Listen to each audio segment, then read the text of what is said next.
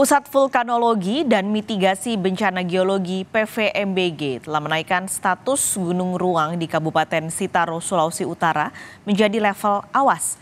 PVMBG mengimbau masyarakat untuk tidak memasuki wilayah radius 4 km dari kawah aktif Gunung Ruang di Sitaro.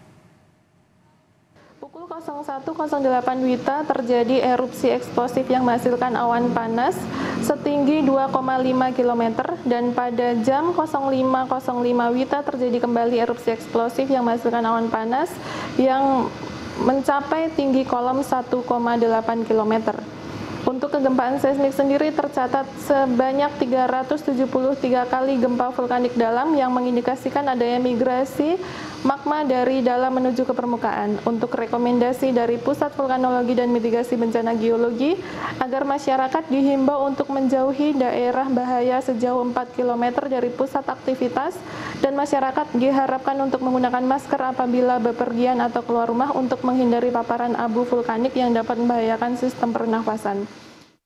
Untuk mengetahui informasi terkini soal erupsi Gunung Ruang di Kabupaten Sitaro, Sulawesi Utara, sudah bergabung bersama kami dua jurnalis Kompas TV. Ada Jufri Kasumbala di Kabupaten Sitaro dan Jane Mika Singal di Manado. Saya akan terlebih dulu ke Jufri. Jufri, selamat siang. Untuk pantauan terkini Gunung Ruang seperti apa pagi ini? Ya, Pak sekali dan juga saudara, saya memperbarui informasi bahwa sampai dengan saat ini aktivitas kegempaan khususnya untuk erupsi gunung api ruang masih terus terjadi meskipun jumlah kegempaannya lebih kurang daripada semalam ketika pukul 8:15 waktu Indonesia Tengah ini, di mana terjadi letusan besar yang mengakibatkan kepanikan warga, dan hingga saat ini proses evakuasi pun terus dilakukan. Sebenarnya kemarin sudah dilakukan evakuasi dari Pulau Ruang ke Pulau Tagulandang, namun karena Pulau Tagulandang masuk radius 6 km saat Pulau Gunung Api Ruang naik ke status awas, maka beberapa daerah di Tagulandang ikut terancam, sehingga kembali untuk posko pengungsian kembali dipindahkan oleh pemerintah ke tempat yang lebih aman di Pulau Tagulandang. Oke, ini berarti sudah sedikit berkurang dibanding kemarin. Ini juga bagaimana dengan evakuasi warga terdampak? Apakah sudah ada pengungsi atau ada titik pengungsian yang memang sudah disiapkan untuk mereka? Iya, perubahan titik pengungsian pas kalis karena pasca meluasnya area rekomendasi PVMBG pasca naik ke status awas sesuai dengan keterangan pers yang disampaikan oleh Kapusdatin BNPB Abdul Muhari pada konferensi pers dini hari tadi, bahwa ketika luasannya mencapai 6 km, BNPB mengestimasi atau memperkirakan jumlah cakupan warga yang masuk di wilayah terancam di atas angka 11.000 jiwa. Nah, ini kemudian menjadi tantangan bagi pemerintah daerah, di mana Pulau Tagulandang, pulau yang sangat kecil itu, harus mengevakuasi lebih dari 11.000 jiwa. Dan saat ini pemerintah mencoba pendekatan berbagai hal dan memindahkan dari sisi ibu kota, khususnya di kota Tagulandang ini, ke sisi timur maupun di sisi barat, untuk memastikan bahwa tidak terdampak lagi oleh Gunung Api Ruang yang saat ini erupsi, Paskalis. Oke, adakah juga imbauan terutama untuk warga setempat setelah tadi ada area yang meluas, adakah imbauan dari otoritas setempat untuk warga di sana?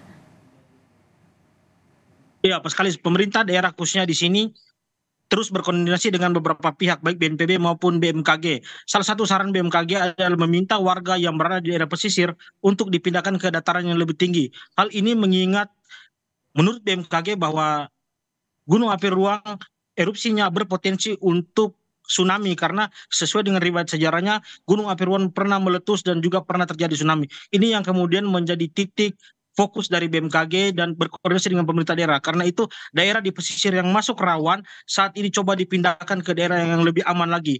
Dan pas kali saat ini pemerintah daerah telah menetapkan status tanggap darurat bencana Gunung Api Ruang selama 14 hari ke depan, mulai 16 sampai 29 April ke depan. Oke, jadi sudah ada tanggap darurat yang disematkan di sana. Terima kasih Jufri Kasumbala melaporkan langsung dari Kabupaten Sitaro. Kini kita bergeser ke Manado. Yana, untuk di Manado, bagaimana proses evakuasi yang dilakukan Basarnas Manado? Apakah sampai siang ini masih berlangsung? Ya, selamat siang Paskalis. Untuk informasi kami sampaikan bahwa saat ini Saya sedang berada di Bandara Internasional Samratulangi Kota Manado, di mana Bandara Samratulangi Kota Manado ini terdampak abu vulkanik dari erupsi Gunung Ruang yang terjadi di Kabupaten Kepulauan Sitaro. Dan saat ini memang bahwa dari otoritas terkait telah menyampaikan bahwa Bandara Internasional Samratulangi Manado sendiri ini ditutup operasionalnya sampai pukul 4 sore waktu Indonesia Tengah, dan penutupan operasional bandara ini sebagai dampak dari erupsi Gunung Ruang yang terjadi di Kabupaten Kepulauan Sitaro. Sejumlah penerbangan memang telah dikonfirmasi ditunda penerbangannya lantaran abu vulkanik dari Gunung Ruang ini berdampak terhadap keselamatan penerbangan, sehingga sampai pukul 4 sore nanti pihak bandara dan otoritas bandara Samratulangi Manado telah mengkonfirmasi bahwa operasional Bandara Internasional Samratulangi Manado ini ditutup hingga pukul 16.00 waktu Indonesia Tengah. Paskalis. Oke, ini ditutup sampai jam sore nanti, Yana. Lalu bagaimana dampaknya atau nasib penerbangan yang sudah terjadwal hari ini sampai setidaknya jadwal tadi yang tertutup? Ya, memang ada sejumlah penerbangan yang terdampak akibat tidak beroperasinya Bandara Samratulangi Manado hingga pukul 4 sore. Setidaknya kami mengkonfirmasi mendata ada setidaknya 15 penerbangan yang terdampak akibat penutupan sementara Bandara Internasional Samratulangi Manado.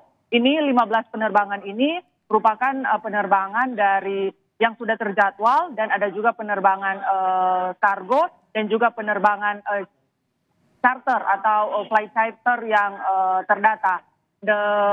Pihak bandara sudah melakukan koordinasi dengan sejumlah maskapai yang memang jadwal keberangkatannya ditunda akibat ditutupnya sementara operasional Bandara Samratulangi Manado sampai pukul 4 sore nanti. Baik, terima kasih Yana Mika Singal melaporkan langsung dari Manado, dan sebelumnya ada Jeffrey Kasumbala dari Kabupaten Sitaro. Terima kasih teman-teman.